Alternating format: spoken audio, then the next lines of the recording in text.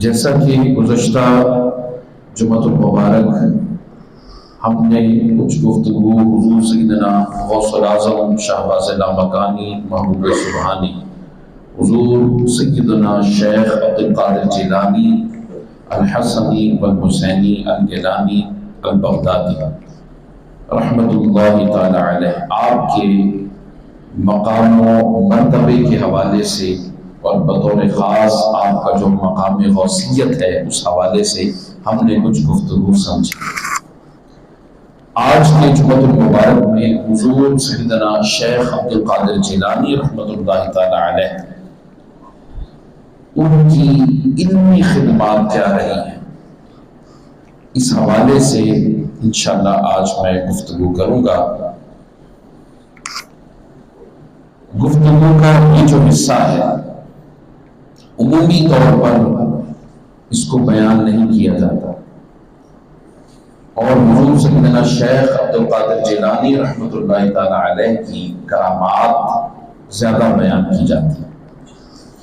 کرامات بھی حق ہیں، لیکن کرامات بیان کرنے کا اور آپ کی جو علمی خدمات ہے اور جو آپ کی حیات مبارکہ کے گوشے ہیں کہ جن میں آپ نے اپنی زندگی کا ایک بہت بڑا حصہ گزارا، اس کو فراموش کر دیا جائے، نظر انداز کر دیا جائے اور بس پشت ڈال کر صرف کرامات ہی بیان کر دی جائیں تو اس سے وقتی طور پر اس شخصیت کے ساتھ ایک جذباتی وابستگی تو قائم ہو جائے گی وقتی، لیکن وہ سننے سنانے تک محدود ہے۔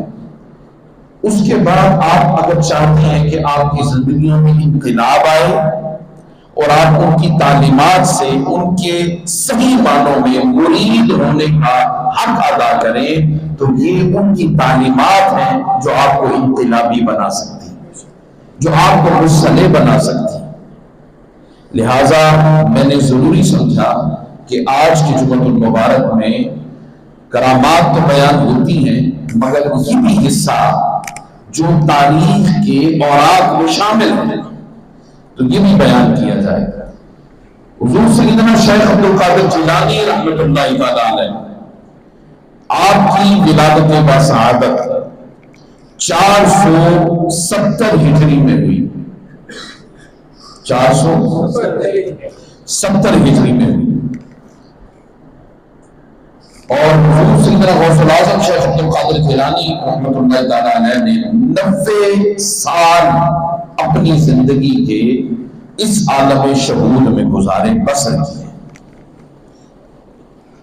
اور 90 سال کے بعد 561 ہجری میں ربیع الثانی کی 11 تاریخ کو آپ کا وصال ہو گیا۔ اب یہ جو عرصہ ہے 90 سال کا، اس پر ہم کچھ گفتگو کوشش کریں گے کہ وقت جو کہ ہمارے پاس محدود ہوتا ہے تو وقت کو ملحوظ خاطر رکھتے ہوئے کچھ گفتگو ہم بیان کر سکیں اور سمجھ بھی سکیں۔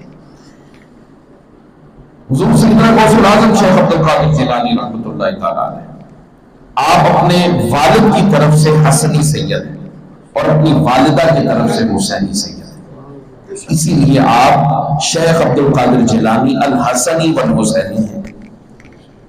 جیلان یا اس کو گیلان بھی کہا جاتا ہے، وہاں سے آپ کا تعلق ہے اور یہ ایران کا ایک صوبہ ہے، ایران کا ایک صوبہ ہے۔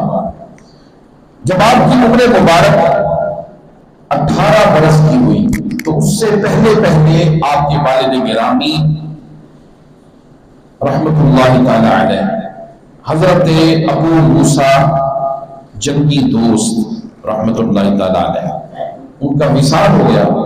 18 برس کی عمر میں آپ کی والدہ انہوں نے آپ کو تحصیل علم کے لیے بغداد شریف بھیجا۔ اب یہاں تک تو آپ کو علم ہے کہ بغداد شریف گئے حضور سیدنا غوث الاعظم شیخ عبد القادر جیلانی رحمۃ اللہ تعالی علیہ، اور وہاں پر آپ کے استاذ گرامی کہ جن سے سلسلہ بیعت بھی ہے جو حضرت جنید بغدادی رحمۃ اللہ تعالی علیہ سے چلتا ہے، یعنی آپ کا جو سلسلہ ہے وہ سلسلہ جنیدیہ ہے. کیا؟ تصوف کے اندر یہ جس وقت بات ہوتی ہے نا سلسلہ چشتیہ، سلسلہ سہروردیہ اور سلسلہ نقشبندیہ اور سلسلہ قادریہ، تو اس کا مطلب ہوتا ہے یہ تصوف کی جو نسبتیں ہیں یہ ان کو ظاہر کر رہے ہوتے ہیں کہ ان کی تصوف کی نسبت کن سے. اسی طرح ایک سلسلہ علم کا بھی ہے، حدیث کا بھی ہے، تفسیر کا بھی ہے. وہ مدارس کے اندر جب بندہ پڑھتا ہے تو اساتذہ جو سند دیتے ہیں وہ سند سلسلہ ہوتا ہے. اب جب تصوف کے اندر آپ حضرت ابو سعید، آپ مخرمی بھی کہتے ہیں ان کو، مخزومی بھی کہتے ہیں، مخزوم علاقے کی نسبت سے بھی کہتے ہیں. آپ عام طور پر پڑھتے ہوں گے ابو سعید مخزومی، اور ہم بھی ابو سعید مخزومی ہی لے رہے ہیں. حضور سیدنا شیخ عبد القادر جیلانی رحمۃ اللہ تعالی علیہ جس وقت ایران سے، گیلان سے بغداد شریف تشریف لے آئے تو آپ باب الارض جو بعد میں باب الشیخ بنا اس محلے میں داخل ہوئے. وہاں حضرت ابو سعید المخزومی ان کا مدرسہ تھا. اس مدرسے میں آپ زیر تعلیم رہے اور 20 سال کا عرصہ آپ نے تحصیل علم میں گزارا. کتنا عرصہ؟ 20 سال کا عرصہ علم میں گزارا. اور وہ جو 20 سال کا عرصہ علم میں گزارا اس عرصے کے اندر آپ نے زہد میں بھی وہ وقت گزارا. آپ نے راتوں کو عشاء کے حضور سے فجر کی نمازیں بھی اسی 20 سال کے عرصے میں گزاری. آپ نے درختوں کے سوکھے پتے اسی 20 سال کے عرصے میں کھائے اور گزارا کیا. آپ نے اپنا جتنا مال تھا، جتنا اسباب تھے جو گیلان سے لے کر نکلے، وہ سارے کا سارا آپ نے یتیموں، مسکینوں اور بیواؤں پر خرچ کر دیا. اور جو بھی آپ کو آتا وہ سارے کا سارا خرچ کر دیا کرتے تھے. یہ سنت مصطفیٰ صلی اللہ علیہ وسلم کا مظہر عطن تھے. حضور علیہ السلام اللہ رب العزت کی ذات اور اس کی صفات کا مظہر عطن ہے. اور حضور سیدنا غوث الاعظم شیخ عبد القادر جیلانی رحمۃ اللہ تعالی علیہ حضور کی ذات اور حضور کی صفات کا مظہر ہے. اب حضور سیدنا غوث الاعظم شیخ عبد القادر جیلانی رحمۃ اللہ تعالی علیہ 20 سال کا عرصہ علم کے حضور میں گزارا اور کم و بیش 3 سال کا عرصہ کتنا پڑھانے میں گزارا، تدریس میں گزارا. تو کتنے بن گئے؟ 53. یعنی 53 سال آپ نے سیکھنے اور سکھانے میں لگائے. اب جو حضور سیدنا غوث الاعظم کے مرید ہیں اور ارادت رکھتے ہیں اور حضور سیدنا غوث الاعظم کی 11ویں دیتے ہیں، اب وہ یہ دیکھیں کہ 53 سال ان کے پیر نے، شیخ عبد القادر جیلانی نے علم کو سیکھنے اور سکھانے میں گزارے، اور ان کے مرید نے کتنا عرصہ تعلیم حاصل کرنے میں اور لوگوں کو سکھانے میں گزارے. اور پھر اس راستے پر اپنی اولاد کو کتنا چلایا کہ ساری زندگی خود 11ویں دیتے رہے، اور جب اولاد کی باری آئی تو انہوں نے 11ویں پر سرے سے انکار ہی کر دیا. تو ملا تو کچھ نہ ملا، تو وہ جو وقتی طور پر فیوز و برکات تھے وہ تو آپ نے لے لیے، مگر اصل جو فیوز و برکات تھے جو 53 سالہ حضور شیخ عبد القادر جیلانی نے اپنی حیات مبارکہ پہ ان لوگوں میں گزارے جن میں تعلیم خود بھی حاصل کی اور دوسروں کو بھی تعلیم کی طرف راغب کیا. وہ ساری زندگی کا عرصہ وہ تھا کہ جو حضور شیخ عبد القادر جیلانی کا صحیح راستہ تھا، کہ جس کے بارے میں حضور شیخ عبد القادر جیلانی خود فرماتے ہیں درست العلم حتی صرف قطبا، کہ میں یہ جو قطبیت کا مقام ہے اور یہ جو غوثیت کا مقام ہے اور یہ جو اللہ پاک نے مجھے نعمتیں، برکتیں، عزتیں، عظمتیں جو عطا کر رکھی ہیں، معلوم ہے کیا وجہ ہے؟ حضور آپ بتا دیں. فرمایا درست العلم حتی صرف قطبا، میں علم حاصل کرتا کرتا غوثیت اور قطبیت کے مقام کو پہنچ گیا. تو کیا حاصل حاصل کیا؟ تعلیم. کتنا عرصہ؟ بولیں. 53 سال کا عرصہ آپ نے سیکھنے اور سکھانے میں. اور آپ کے شاگرد ہیں ابن قدامہ. کیا نام ہے ان کا؟ ابن قدامہ. اب ابن قدامہ کہتے ہیں کہ میں نے حضور سیدنا غوث العظم شیخ عبد القادر جیلانی کی آخری عمر میں زانوِ تلمس طے کیا. ان کے پاس کتابیں پڑھی. اور آپ نے میں نے بتایا کہ عمر کتنی تھی؟ 90 برس حضور شیخ عبد القادر جیلانی کی.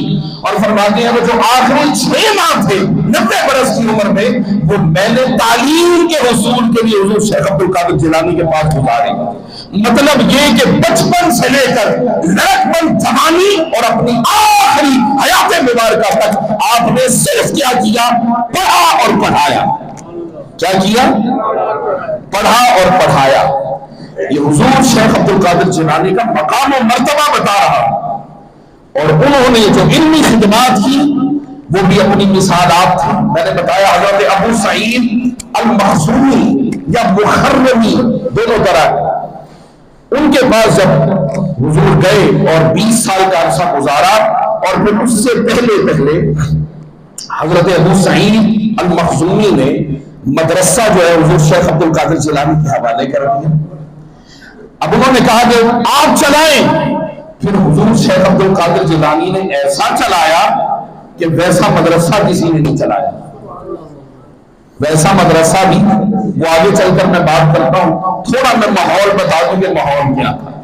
اب آپ کو ساری زندگی یہی پتا ہے، وہ صوفی تھے، انہوں نے تزکیے کی تعلیم دی، زہد و ورع کی تعلیم دی، لوگوں کی اصلاح کی تعلیم دی. یہی ہے نا.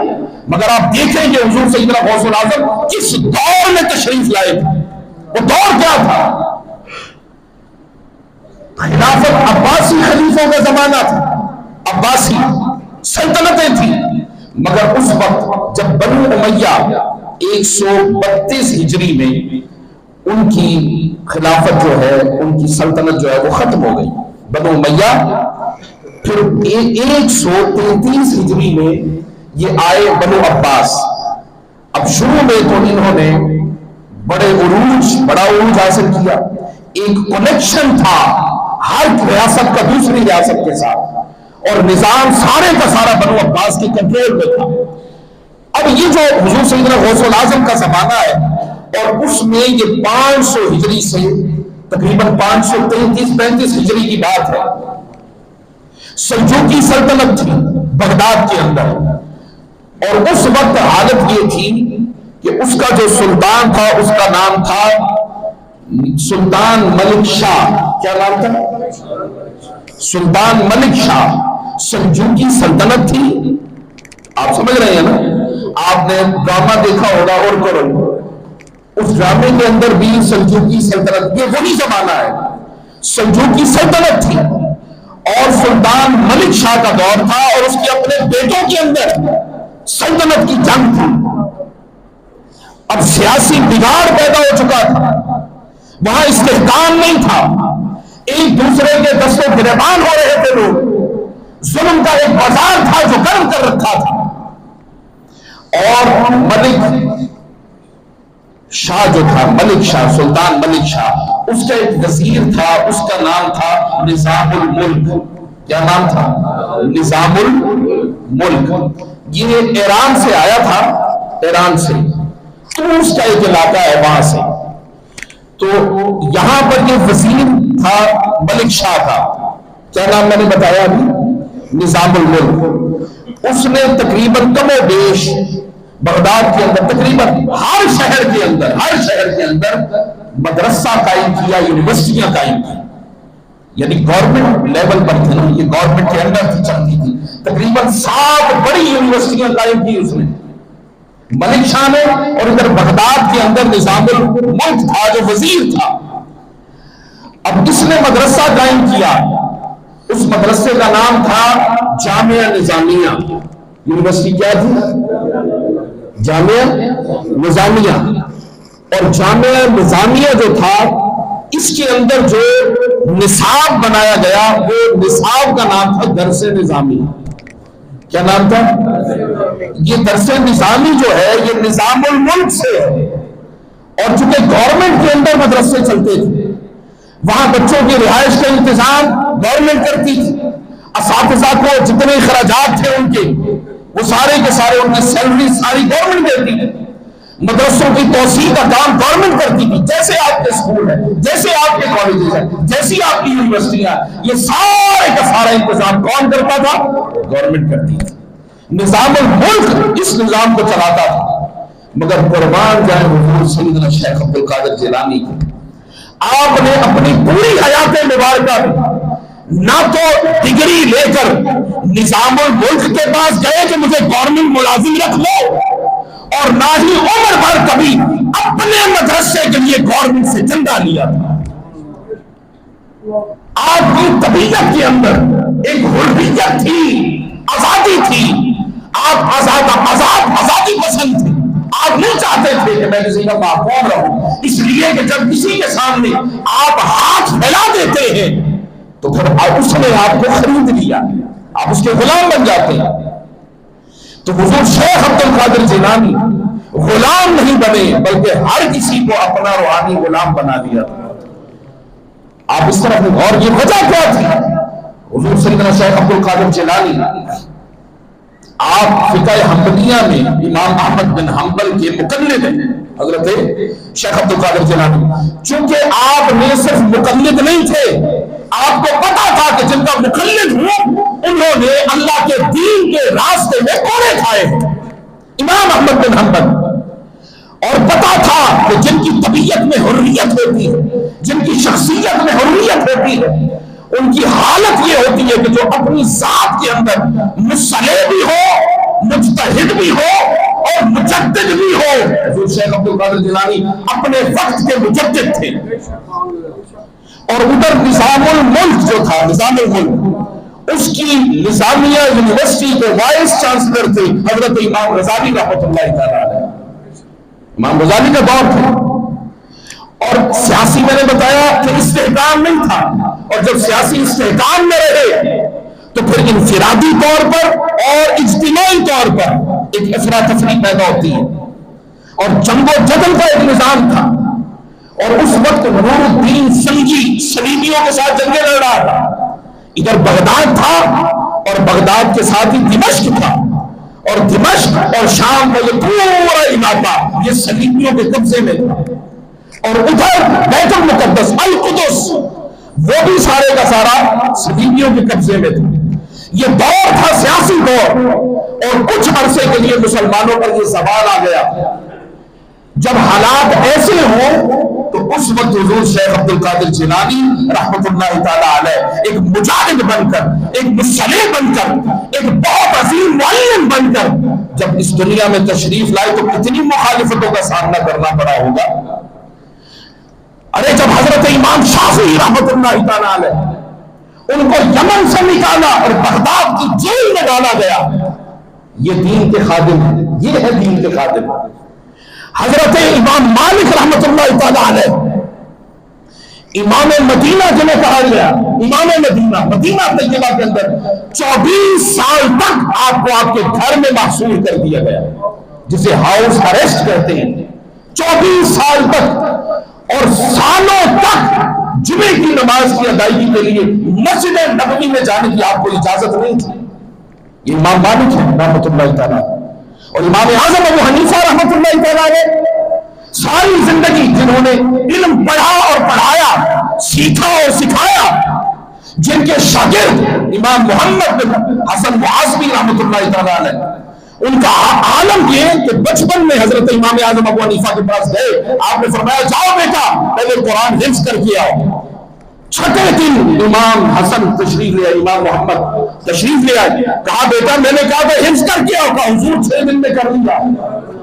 جن کے شاگرد ایسے ہوں، امام ابو یوسف جیسے جن کے شاگرد ہوں، امام محمد جیسے ہوں، وہ امام اعظم ابو حنیفہ رحمۃ اللہ تعالیٰ علیہ شرق سے غرب تک جس کو علم کی پیاس بجھانی ہوتی تھی، چشمہ امام اعظم ابو حنیفہ پر آتا اس کی پیاس بجھ جاتی تھی، اور جن کا چشمہ بر صغیر پاک و ہند میں آج آج بھی جاری و ساری ہے، اور آج بھی طلاق کے مسئلے ہو، نکاح کے مسئلے ہو، نماز کے مسائل ہو، اور جیسے بھی قانونی مسائل ہو، وہ سارے کے سارے حل کروانے کے لیے جو فقہ حنفیہ کے محتاج حضور داتا گنج بخش علی کھٹویری، حضور خواجہ معین الدین چشتی اجمیری جو امام اعظم ابو حنیفہ کے مقلد ہیں، حضرت بابا غلام فرید الدین گنج شکر حنفی ہے، امام اعظم ابو حنیفہ کے مقلد ہیں، بڑے بڑے اور حضرت نظام الدین اولیاء حضرت امام اعظم ابو حنیفہ کے مقلد ہیں۔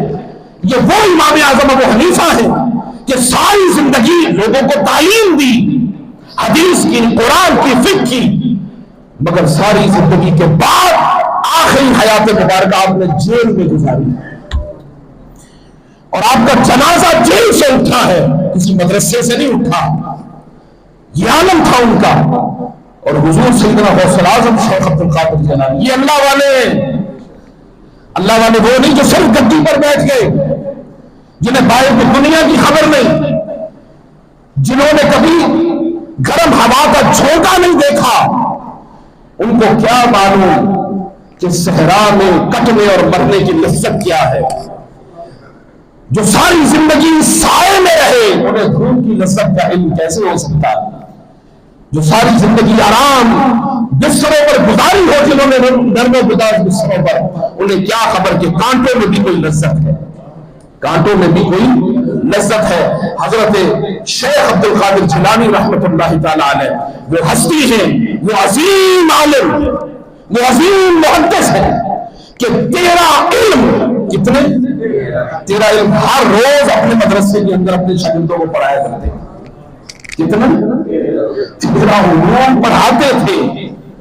اور ابن جوزی وہ کہتے ہیں کہ میں نے سوچا کہ مجھ سے بڑا عالم کوئی نہیں۔ ایک دن میں حضور سیدنا غوث الاعظم کے بارگاہ میں چلا گیا، تو میں نے کہا اچھا دیکھتا ہوں نا کتنا عالم ہے یہ۔ بھائی عالم کو عالم سے ذرا تھوڑا سا بڑا لگاؤ پیار ہوتا ہے، آپ کو پتہ ہے۔ اچھا وہ پیار لے گیا، جب وہاں چلے گئے حضور سیدنا غوث الاعظم شیخ عبد القادر جیلانی، انہوں نے ایک تفسیر آیت کی بیان کی۔ ابن جوزی نے کہا اس میں کیا کمال ہے، یہ تو مجھے بھی آتی ہے۔ دوسری بیان کی، اس نے کہا یہ بھی آتی ہے۔ 11 تفسیریں حضور سیدنا غوث الاعظم نے بیان کی۔ اس عالم نے کہا کہ مجھے ساری کی ساری آتی ہے۔ اب حضور شیخ عبد القادر جیلانی جب 11 بیان کر چکے، انہوں نے فرمایا چلو آگے بھی پڑھو، آگے پڑھتے ہیں، آگے دیکھتے ہیں۔ 40 تفسیریں آپ نے بیان کی۔ وہ ساتھ جو لے کر گیا تھا اس نے کہا ہاں عمدہ ساندھی کے اندر نہیں ہونا نہیں۔ فرمایا یہ تو 40 تفسیریں اس آیت کی وہ ہیں جو علم ظاہر کے ساتھ تعلق رکھتی ہیں۔ آؤ میں تمہیں ایک نئی دنیا میں لے کر چلتا ہوں۔ اس کے بعد 40 تفسیریں، تفسیر روحانی حضور شیخ عبد القادر جیلانی نے بیان کی۔ اس کے بعد پھر امام ابن جوزی کا نام پوری دنیا میں، مرید ہو گئے نا۔ مرید ہونے کا مطلب یہ نہیں ہاتھ میں ہاتھ دے دے کے مرید ہو گئے، نہیں، ارادے کا نام مرید ہونا ہے۔ جس کا ارادہ ابھی اپنے پیر کے ساتھ مضبوط نہیں اور پیر کا اپنے مرید کے ساتھ تعلق اور کنیکشن نہیں بنا، تو وہ تو پیری مریدی نہیں اسے کہتے ہیں۔ ارادہ پہلے ہوتا ہے اور بعد میں پھر بندہ ہاتھ میں ہاتھ دیتا ہے۔ بات سمجھے؟ حضور شیخ عبد القادر جیلانی رحمۃ اللہ تعالی علیہ، آپ نے اتنی خدمات کی علم کے میدان میں کہ آپ کے اپنے مدرسے میں سے، کیا اپنے مدرسے میں سے بہت سارے تقریباً 4000 سے بھی زائد نور الدین سنگی اور اس کے بعد صلاح الدین ایوبی اس کے لشکر میں بطور سپاہی، صوفی بھی بیک وقت ہوتے، بیک وقت مصلح بھی ہوتے، بیک وقت امام بھی ہوتے اور بیک وقت مجاہد بھی ہوتے، اور سب سے بڑے ملٹری ایڈوائزر اور پولیٹیکل ایڈوائزر سلطان نور الدین زنگی کے معلوم ہے کون ہے؟ حضور شیخ عبد القادر جیلانی کے اپنے بیٹے۔ کیا تصور کر سکتے ہیں؟ اور ان کا نام ہے سید موسیٰ بن شیخ عبد القادر جیلانی۔ یہ سلطان نور الدین زنگی کے کمانڈر تھے، اور صرف یہ نہیں تھے بلکہ میں نے بتایا 4000 کے قریب گریجویٹ تھے حضور شیخ عبد القادر جیلانی کے پاس، اور ان میں ابن النجاہ الواعظ اور زین الدین ابو الحسن اور علی بن ابراہیم بن نجار، یہ سارے کے سارے تلامذہ ہیں حضور شیخ عبد القادر جیلانی کے، اور صلاح الدین ایوبی کے جنگ کے اندر ملٹری ایڈوائزر تھے یہ سارے کے سارے۔ تصور کر سکتے ہیں حضور شیخ عبد القادر جیلانی نے صرف مولوی پیدا نہیں کیے، صرف وہ صوفی نہ تھے، صرف صوفی نہ تھے، یہ کرامتیں سنا کر یہی پتا چلتا رہا کہ آج تک وہ صوفی ہی تھے۔ خدا کی قسم ان کے اپنے مدرسے کے اندر، کیا مدرسے کے اندر اسپیس سائنسز پڑھائی جاتی تھی اس دور کے اندر، حضور شیخ عبد القادر جیلانی کے مدرسے میں آسٹرونومی پڑھائی جاتی تھی، اناٹومی پڑھائی جاتی تھی، حضور شیخ عبد القادر جیلانی کا زمانہ ہے۔ آج کل مدرسوں میں یہ چیزیں موجود نہیں ہیں، تو وہ دور تھا صوفیاء کا بھی دور تھا، لہٰذا آپ نے سب سے پہلے عالم پیدا کیے، پھر مفسر پیدا کیے، پھر محدث پیدا کیے، پھر داعی پیدا کیے جو لوگوں کو دین کی دعوت دینے والے ہیں، اس کے بعد پھر سائنٹسٹ بھی پیدا کیے حضور شیخ عبد القادر جیلانی۔ حضور شیخ عبد القادر جیلانی کا مقام، اور یہ چیزیں ہم ایسے فراموش کر دیتے ہیں اپنی زندگی میں سے، اور حضور شیخ عبد القادر جیلانی کو صرف ایک صوفی بناتے ہیں۔ ہاں وہ صوفی تھے مگر آج کل کے صوفیوں جیسے نہیں تھے۔ یہ پوری لسٹ ہے جو میں نے بتانا تھا آپ کو کہ سلطان صلاح الدین ایوبی کے ساتھ آپ کے کون کون سے شاگرد رہے، اور اس سے پہلے نور الدین زنگی کے ساتھ کون کون سے شاگرد رہے، اور بیت المقدس کی فتح کے اندر جو صلاح الدین ایوبی نے کی اس کی بدولت ملی۔ صلاح الدین ایوبی کے ساتھ ان کے رائٹ ہینڈ جو لوگ تھے لشکر کے سپاہی، وہ حضرت شیخ عبد القادر جیلانی کے شاگرد تھے۔ اب آپ دیکھیں کہ جس وقت حکمرانوں کی بات ہوتی ہے اور سلطنت کی بات ہوتی ہے اور سلطنتوں کی بات ہوتی ہے تو اس وقت صرف بادشاہوں کا تذکرہ ملے گا آپ کو صوفیاء کا نہیں ملے گا، جبکہ یہ صوفیاء بھی اسی دور کے صوفیاء ہیں۔ اور اگلی بات حضور شیخ عبد القادر جیلانی رحمۃ اللہ تعالی علیہ کی، کہ آپ بہت بڑے عبادت گزار تھے، بہت بڑے زاہد تھے۔ میں نے بتایا کہ عظیم مفکر، عظیم محدث، عظیم مفسر، عظیم متکلم، عظیم عارف، عظیم مصلح، عظیم زاہد، عظیم عابد اور عظیم فقیہ تھے۔ فقہ کے اندر کبھی بھی آپ کو یہ ضرورت پیش نہیں آئی کہ کتابیں کھولوں اور مسئلہ دیکھوں اور پھر بیان کروں، نہیں، جو مسئلہ لے کر آتا بس اسی وقت مسئلہ بتا دیا کرتے۔ ذہانت اور فطانت میں باکمال ایک بادشاہ تھا، حضور سیدنا شیخ عبد القادر جیلانی کے پاس آیا، کہنے لگا حضور آپ کے مدرسے میں بچے بھی پڑھتے ہیں، مریدین آتے ہیں، لنگر کا ایک نظام تھا حضور سیدنا غوث الاعظم کا۔ حضور غوث الاعظم نے اپنے مدرسے کے اندر وہ مدرسہ جو ابو سعید المخزومی نے دیا تھا، اس مدرسے میں صرف 3 طلبہ تھے جو آپ کے شاگرد بنے، اور 3 طلبہ سے وہ بھی وقت آیا کہ 70,000 کا مجمع آپ کے سامنے بیٹھا ہوگا۔ آپ نے مسجد تعمیر کروائی اور 7 گنبد اس مسجد کے بنوائے، اور وہ مسجد پورے بغداد میں 7 گنبدوں والی مسجد مشہور ہوئی، وہیں آپ کا مزار شریف بھی۔ اور وہ جو باب الازج جسے کہا گیا، جس وقت آپ داخل ہوئے بغداد کے اندر، بعد میں باب الشیخ بن گیا اور مدرسہ بنایا، مدرسہ شیخ عبد القادر جیلانی رحمۃ اللہ تعالی علیہ۔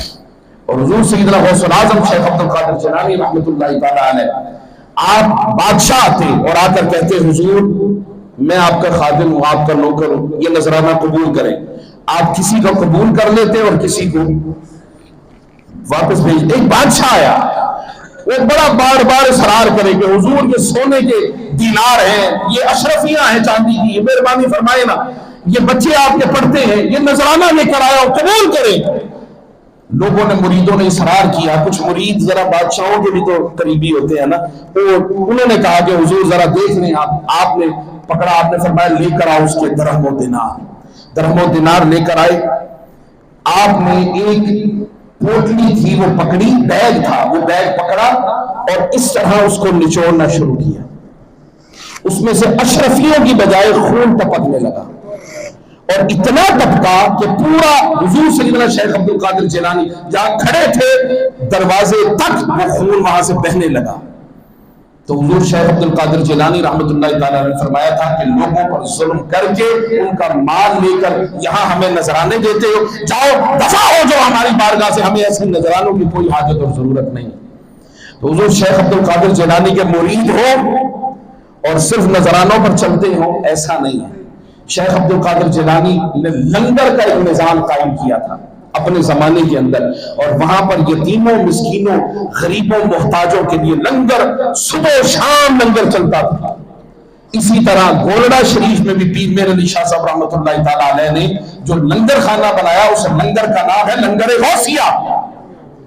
شرق سے غرب تک بڑے بڑے لنگر خانے دیکھے، مگر حضور سیدنا پیر مہر علی شاہ صاحب رحمۃ اللہ تعالیٰ علیہ کا لنگر مدتوں سے چل رہا ہے، مدتوں سے چل رہا ہے، حتیٰ کہ ایک مرتبہ پاکستان کے اندر پنجاب میں قحط سالی آ گئی۔ پیر مہر علی شاہ صاحب کے بیٹے تھے حضور بابو جی غلام محی الدین رحمۃ اللہ تعالیٰ علیہ، تو آپ بابو جی نے اس وقت اعلان کیا کہ پورے پاکستان کے اندر جس کو جو لنگر چاہیے گولڑا میں آ جائے، لنگر غوثیہ ہر وقت تیار ہے، اس کے لیے کبھی ختم نہیں ہوگا۔ ایسا نظام اصل نہیں ہو، اس کے پیچھے ہے سارا نظام۔ اب لنگر کا نظام نہیں ہے، جو بڑے لوگ ہیں وہ اپنے غرور اور تکبر میں چند دن لنگر کھول دیتے، اس کے بعد جب پتہ چل جائے تو پھر سیاست میں داخل ہو جاتے ہیں، پھر ووٹ نہ ملے تو لنگر بھی بند، کرسیاں بھی بند، دروازے بھی بند، سب کچھ بند ہو جایا کرتا۔ ایسا ہے کہ نہیں؟ آپ نے بڑا بڑا دیکھا، کسی کو 10,000 بانٹا گیا، کسی کو 15,000 بانٹا گیا، وہ وقتی طور پر بانٹا، اس کے بعد کہاں گیا؟ کسی کو کچھ ملا نہیں، اپنے کھا گئے۔ حضور سیدنا شیخ عبد القادر جیلانی رحمۃ اللہ تعالی علیہ آپ فرماتے ہیں، حضرت بایزید بسطامی کی، آپ بات ختم کرنے لگے ہیں، ہم تو سے ہل دے پہ میں لگ رہا ہے۔ اچھا، بایزید بسطامی رحمۃ اللہ تعالی، یہ جو اولیاء ہوتے ہیں نا، اولیاء، اتقیاء، صوفیاء، صلحاء، ان کا مزاج بھی بڑا عجیب ہوتا ہے، یہ بڑے باادب ہوتے ہیں۔ یہ کون ہوتے ہیں؟ بڑے باادب ہوتے ہیں۔ حضرت بایزید بسطامی رحمۃ اللہ تعالی ایک مرتبہ ان کے اپنے مریدوں کو جمع کیا، انہوں نے کہا چلو چلتے ہیں، فلاں جگہ پر اللہ کا ولی ہے، نام سنا اس کا، چلو آؤ چلتے ہیں۔ تو ایک گاؤں سے دوسرے گاؤں جانا تھا، مریدین ساتھ تھے، جب چلے تو نماز کا وقت تھا، تو پتہ چلا وہ جو پیر صاحب جنہیں ملنے گئے ہیں حضرت بایزید بسطامی اور ان کے مرید، وہ جا رہے ہیں مسجد کی طرف، آپ دوڑے ان کے پیچھے۔ جب وہاں نزدیک پہنچے تو مسجد کے اندر وہ جن کو ملنے گئے تھے انہوں نے اپنا بایاں پاؤں مسجد میں داخل کیا۔ کیا؟ آپ نے اپنے مریدوں کو کہا چلو چلو واپس چلو، واپس چلو۔ انہوں نے کہا حضرت اتنی دور سے پیدل چل کے یہاں ان کو ملنے آئے ہیں، اور اب جب وہ شخصیت سامنے ہے اور مسجد کی جگہ ہے تو آپ کہہ رہے ہیں واپس چلو۔ آپ نے فرمایا جس شخص کو محبوب کے در کا ادب نہیں، اس کو محبوب کا ادب کہاں سے آئے گا؟ اب مسجد میں آتے ہیں، یہ در ہے محبوب کا، یہ کوئی عام جگہ نہیں ہے، اور اس در کے اندر جب ہمیں اس در کا ادب نہیں ہے تو پھر ہمیں محبوب کا بھی ادب تبھی آتا ہے جب اس کے گھر کا ادب آئے۔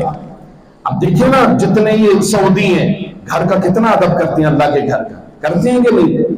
حضرت عبد المطلب نے ادب کیا، اللہ نے ابابیل بھیج دی۔ ہم نے مسجد اقصیٰ کا کیا ادب کیا؟ وہ جو ادب کر رہے ہیں ان کو اللہ محروم نہیں رکھے گا۔ اگر مگر کی بات نہیں، اللہ زندہ ہے، اللہ دیکھ رہا ہے، اللہ سن رہا ہے، وہ شہید اللہ کے پاس جا رہے ہیں۔ آپ یہ نہ سمجھیں کہ وہ کمزور پڑ گئے، مظلوم، نہ۔ ایک میں نے ویڈیو دیکھی تو اس میں فلسطینی مٹھائیاں بانٹ رہا تھا، کسی نے کہا مٹھائی کس چیز کی؟ اس نے کہا میرے 4 بیٹے تھے شہید ہو گئے، چاروں کے 4 شہید ہو گئے، ان کی خوشی میں، شہادت کی خوشی میں مٹھائی بانٹ رہا ہوں۔ کیوں؟ اس لیے کہ وہ زندہ ہے۔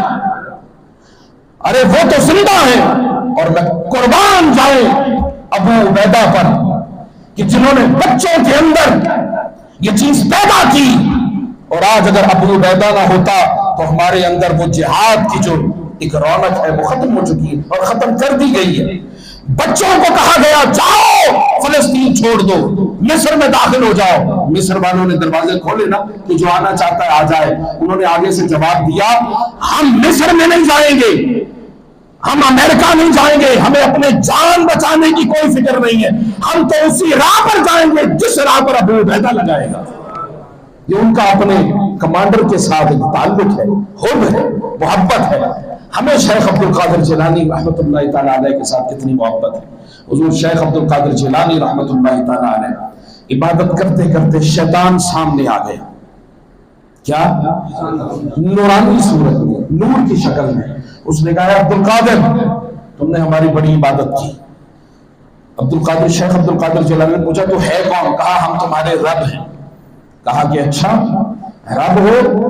آپ نے اسی وقت پڑھا لا حول ولا قوت الا باللہ العلی العظیم، تو وہ نور جو تھا وہ گندگی کے ڈھیر میں تبدیل ہو گیا۔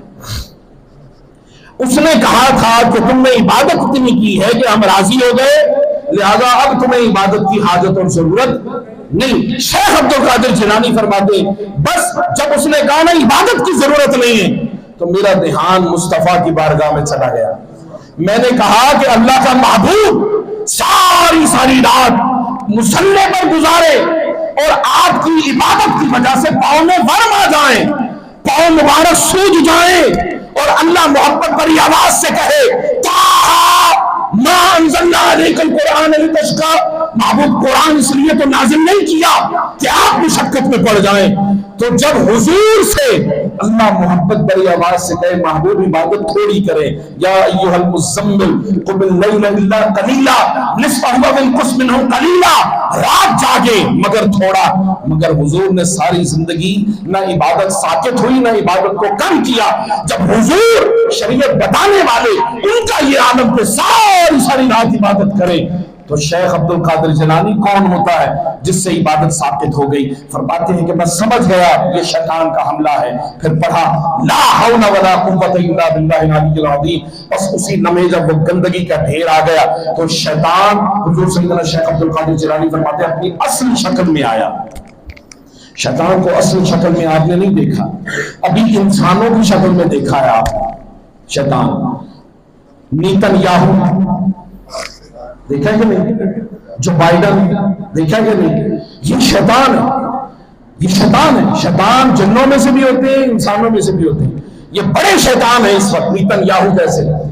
اب جب وہ شیطان اپنی اصل حالت میں آیا تو دیکھا نیتن یاہو کو، تو اس نے کہا کہ اے عبد القادر آپ کو آپ کے علم نے آج بچا لیا، اگر علم نہ ہوتا تو میرے جھانسے میں آپ پھنس جاتے۔ کیوں؟ اس مقام پر بڑے بڑے اولیاء، بڑے بڑے اتقیاء، بڑے بڑے صوفیاء، بڑے غوث آئے اور یہاں سے آ کر پھسل گئے اور آپ جو ہیں وہ بچ گئے۔ آپ فرماتے ہیں ارے بدبخت تو نے پہلے سے بھی بڑا حملہ کر دیا، پہلے سے بڑا حملہ۔ کہا وہ حملہ کیا ہے؟ کہا وہ حملہ یہ ہے کہ پہلے تو نے کہا کہ میں تیرا رب ہوں، تو میں نے پڑھا لا حول ولا قوت الا باللہ، تو آ گیا شیطان بن کر۔ اب تو نے اس سے بڑا حملہ غرور کا کیا ہے، تکبر کا کیا ہے، انانیت کا کیا ہے، اور علم پر جو متکبر ہوتا ہے اس کی سزا بھی اتنی بڑی ہوتی ہے۔ کہا مجھے میرے علم نے نہیں بلکہ مجھے میرے رب کے فضل نے بچایا۔ ھذا من فضل ربی، یہ میرے رب کا فضل ہے۔ حضور شیخ عبد القادر جیلانی رحمۃ اللہ تعالی علیہ انہوں نے دو حرفی بات کی۔ فرمایا کہ لوگوں اللہ کے ارادے کی خاطر اپنا ارادہ ترک کر دو، اللہ کے ارادے کی خاطر اپنا ارادہ ترک کر دو۔ اس کو حضرت بایزید بستامی فرماتے ہیں میں نے خواب میں اللہ کی زیارت کی، خواب میں اللہ نے پوچھا اے بایزید بستامی ماذا ترید، ارے کیا چاہتا ہے بتا۔ کہا انی ارید اللہ اریدا الا ما ترید۔ اے باری تعالیٰ انی ارید، میں کیا چاہتا ہوں؟ اللہ ارید، میں بس یہی چاہتا ہوں، الا ما ترید، بس جو تو چاہے۔ بس میری چاہت وہی ہے جو تیری چاہت ہے، اور باری تعالیٰ جو تیری چاہت ہے وہی میری چاہت ہے۔ اور اپنی چاہتوں کو جب تک اپنے رب کی چاہت میں گم نہیں کر لیتے اس وقت تک آپ کو اپنی چاہت نہیں ملے گی۔ لوگ اگر اپنی چاہت چاہتے ہو، دنیا کی دولت تمہاری چاہت ہے، عورت تمہاری چاہت ہے، लज्जतें तुम्हारी चाहत है और चाहते होने जो चाहते, कहा कि फिर अपनी चाहतों को गुम कर दो अल्लाह की चाहत। ये चाहत हमेशा खत्म होने वाली है, नापैद होने वाली है, फना होने वाली है, मगर अल्लाह की चाहत यहां से शुरू हुई और वो कयामत तक और कयामत के बाद भी उसकी चाहत रहेगी। अल्लाह पाक हमें अपना चाहने वाला बना दे और हुजूर सैयदना गौसुल आज़म शेख अब्दुल कादिर जिलानी रहमतुल्लाहि तआला अलैह का हकीकी मानों में उनका इरादतमंद, उनका मुरीद बनाए। वमा अलैना इल्लल बलाग।